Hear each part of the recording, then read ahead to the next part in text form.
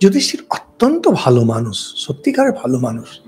বিশেষ করে যখন দেখবেন একেবারে শেষে যখন স্বর্গারোহণ পর্ব যখন আসে,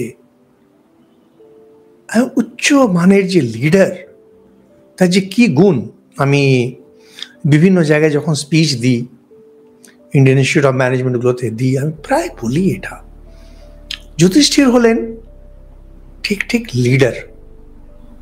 একটার পর এক মরে যাচ্ছে, হ্যাঁ, সহদেব মরে গেল, নকুল মরে গেল, অর্জুন মরে গেল, দ্রৌপদী মরে গেল, ভীম মরে যাচ্ছে। ভীমসেন জিজ্ঞেস করছে কেন মরে গেল? নকুল মনে করছে, বলছে বিরাট, নিজেকে মনে করতো বিরাট সুন্দর। সহদেব মনে করতো বিরাট জ্ঞানী।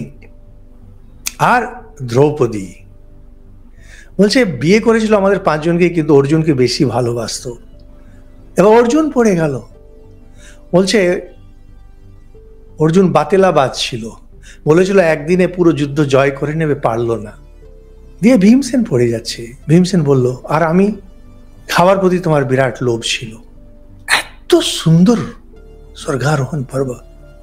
যুধিষ্ঠির জানে এদেরকে আমি যদি বলি তোমার এই দুর্বলতা, সে সারাবে না, বরঞ্চ আমার বিরোধী হয়ে যাবে।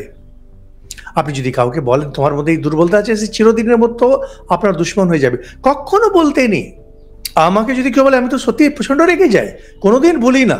বাচ্চা বয়স থেকে আজ মতো যে যে আমাকে যা যা বলেছে সমস্ত সব মনে আছে। দেখা হলে মনে পড়ে ও আমাকে এই বলেছিল। কখনো বলতে নেই।